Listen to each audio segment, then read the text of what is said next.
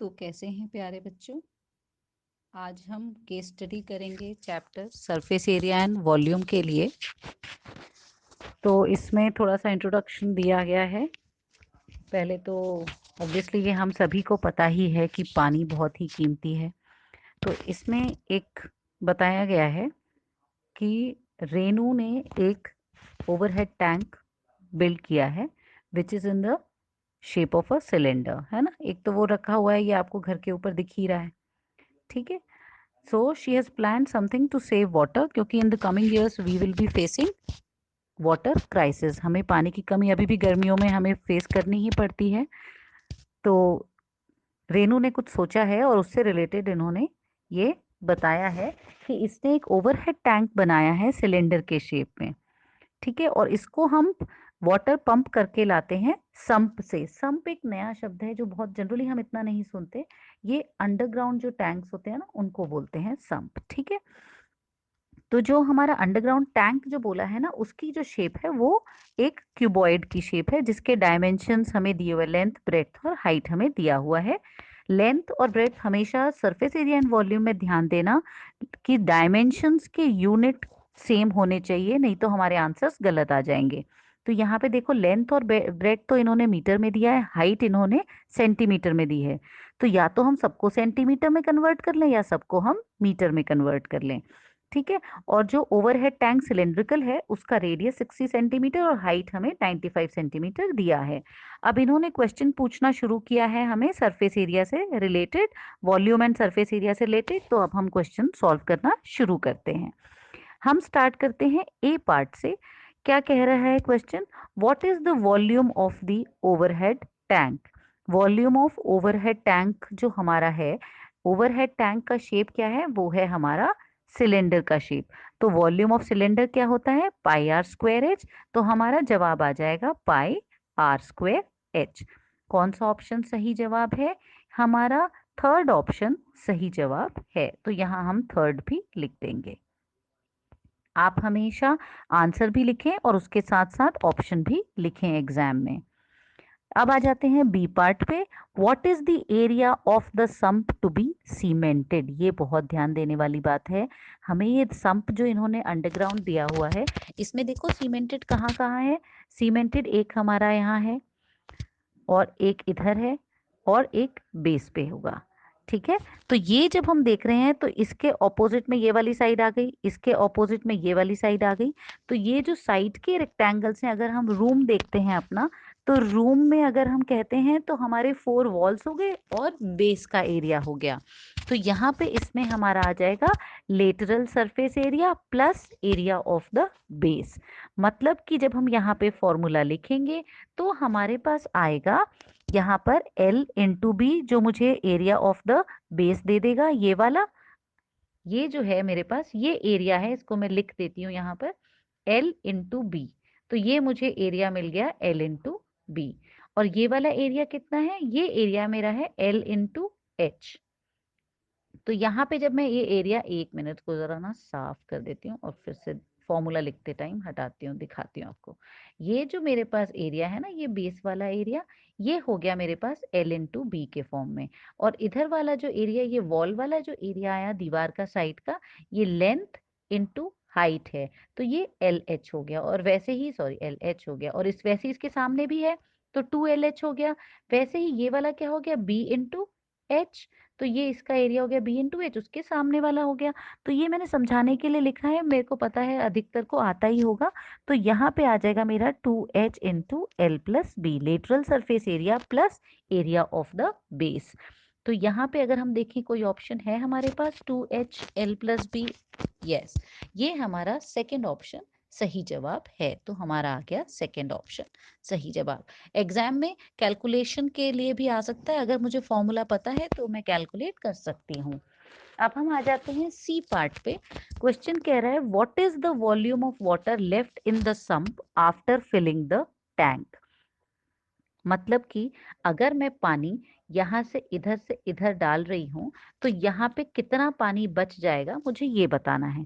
मतलब कि जो अंडरग्राउंड टैंक है उसमें कितना पानी बचेगा, ये हमें बताना है। तो हम क्या करेंगे, ये volume of tank minus volume of cylinder calculate कर लेंगे, मतलब volume of cuboid minus volume of cylinder. तो volume of cuboid minus volume of जो सिलेंडर होगा, ये मुझे देगा volume of water left in the sump, water left in the sump. Sump means underground tank.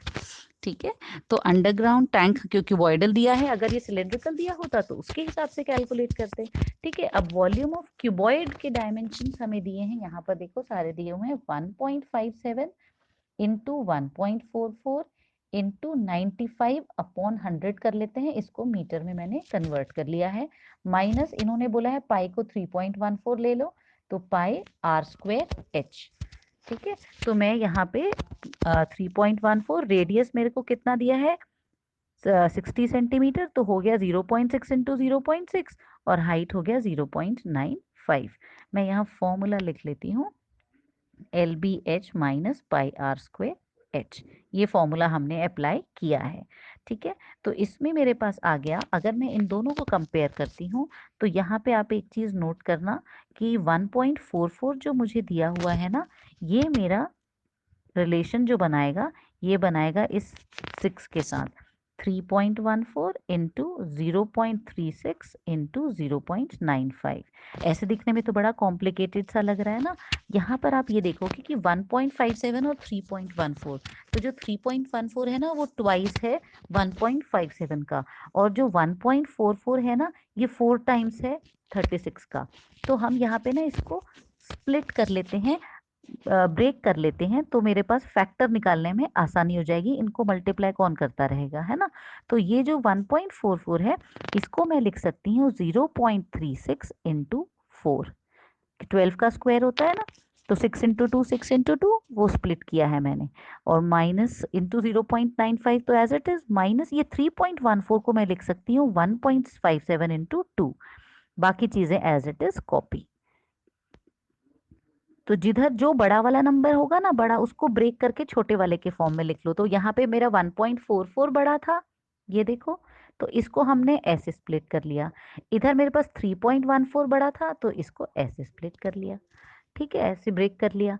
अब इसमें से ना हम कॉमन निकाल लेते हैं, 1.57 कॉमन दिख रहा है मुझे, यहाँ से 0.36 कॉमन दिख रहा है, और यहाँ से मुझे 0.95 भी कॉमन दिख रहा है।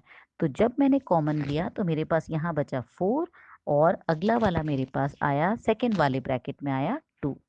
देखो यहाँ पे 1.57 ले चुके, 0.36 ले चुके, 0.95 ले चुके, सिर्फ 4 बचा था, तो ये रहा 4 बच गया। अब जब अगले वाले में देखा तो 1.57 ले लिया, 0.36 ले लिया, 0.95 ले लिया, क्या बचा हमारे पास, यहाँ पे बचा 2, तो ये आ गया 4 माइनस 2। ठीक है, तो ये आया 1.57 इंटू 0.36 इंटू 0.95।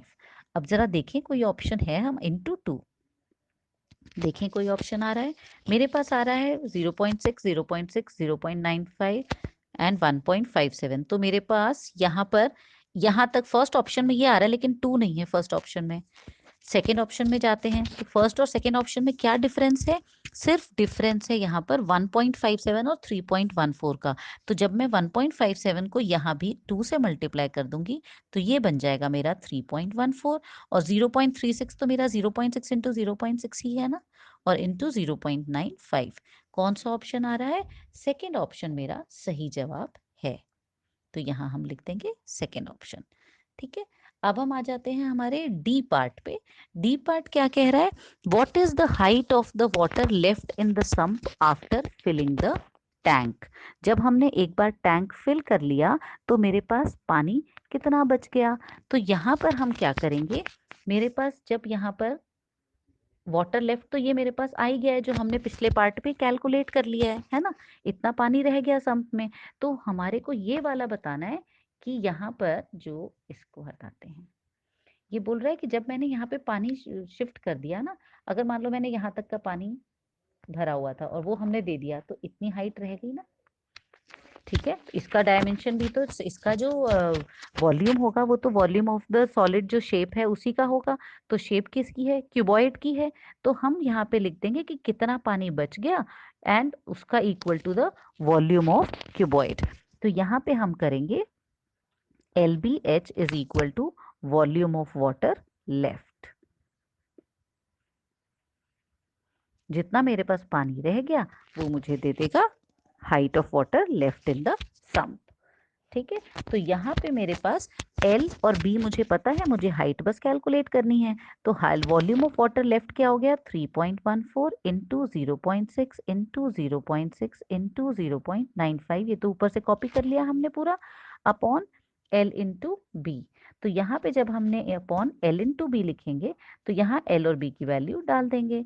तो 3 पॉइंट, इसमें ना कैलकुलेशन बहुत होती है, तो आप अपने आप भी कैलकुलेट करना और देखना आपका आंसर मैच करना चाहिए, इसलिए मैं इसमें सारे स्टेप्स लिख रही हूँ ताकि आपको भी कोई कंफ्यूजन ना हो। यहाँ पे L हमारे पास है 1.57 और ब्रेड्थ है 1.44। तो जब हम यहाँ कैंसिल करते हैं तो मुझे ये पता है कि ये ट्वाइस है। ठीक है, अब ये पता है 0.6 और 0.6 ये मिलके बन गए 0.36 इंटू 2 इंटू 0.95 अपॉन 1.44। मैं ये कैलकुलेशन आप लोगों को इसलिए दिखा रही हूँ ताकि आपको कहीं कैलकुलेशन में गड़बड़ ना लगे, कुछ ऐसा ना हो कि फाइनल आंसर लिख दिया, आया कैसे ये समझ में ही ना आए। अगर आपको डायरेक्टली आता है तो आप अपना डायरेक्टली भी कर सकते हैं। यहाँ पे 72 को जब हम 2 से काटेंगे ना तो ये मेरे पास आ जाएगा, यहाँ पर डेसिमल के बाद 2 डिजिट है 0.72 में और 1.44 में, तो इसके डेसिमल तो पूरे ही गायब हो जाएंगे। 72 इंटू 2 मेरे को देगा 144। तो यहाँ से मेरे पास आया 95/200 मीटर्स। क्वेश्चन में देखना उन्होंने बोला है सेंटीमीटर में आंसर दो, तो यहाँ पे सेंटीमीटर में कन्वर्ट करने के लिए 1 मीटर होता है 100 सेंटीमीटर, 1 मीटर होता है हमारा 100 सेंटीमीटर। तो यहाँ पे 100 से हमने मल्टीप्लाई कर दिया, ये जीरो कैंसल्ड, तो 95/2 को हम डिवाइड करते हैं, देखें क्या आता है, 2 4 8, 2 7 14, 0.25 10, 47.5 सेंटीमीटर। कौन सा ऑप्शन है हमारा, सी ऑप्शन, थर्ड ऑप्शन सही जवाब है। तो यहाँ हम मार्क कर देते हैं थर्ड ऑप्शन। ठीक है, अब इन्होंने क्वेश्चन लास्ट क्या पूछा है, what is the ratio of capacity of the tank to the capacity of the sump. तो capacity of the tank, tank की कैपेसिटी क्या है और सम्प की कैपेसिटी क्या है। तो जब हम यहाँ पर टैंक की कैपेसिटी देखते हैं तो volume of tank upon volume of sump लेंगे। कैपेसिटी मींस वॉल्यूम, तो यहाँ पे टैंक जो है वो मेरा सिलेंड्रिकल शेप में है, इसका ये डायमेंशन है, और सम्प का है LBH के फॉर्म में। ठीक है, H अलग है इसलिए मैंने अलग सिंबल से डिनोट कर दिया उसको। तो यहाँ पे आ गया 3.14 इंटू 0.6 इंटू 0.6 इंटू H हमें दिया है 0.95। यहाँ पे LBH है मेरे पास 1.57 इंटू 1.44 इंटू 0.95। तो ये तो पूरा कैंसिल हो गया, ये मुझे पता है 2 टाइम्स जाता है, और यहाँ पे आ गया मेरे पास फिर से वही 0.72 जो पिछले में आया था अपॉन 1.44, मतलब 72/144। डेसिमल के बाद 2 डिजिट्स हैं तो गायब ही हो गए, 1/2। तो रेशियो क्या आ रहा है मेरे पास, 1/2। कौन सा ऑप्शन है, फर्स्ट ऑप्शन हमारा सही जवाब है। तो वॉल्यूम और सरफेस एरिया में आपसे ऐसे ही क्वेश्चन पूछे जा सकते हैं, तो आप ऐसे ही प्रैक्टिस करते रहिएगा। मैं वॉल्यूम एंड सरफेस एरिया के लिए और भी चैप्टर्स के लिए और केस स्टडी क्वेश्चंस लाती रहूँगी, डिफरेंट वेराइटीज़ के क्वेश्चंस हैं, तो वो आपके मैं अलग अलग वीडियोस में लाती रहूँगी, तब तक आप प्रैक्टिस करते रहिए।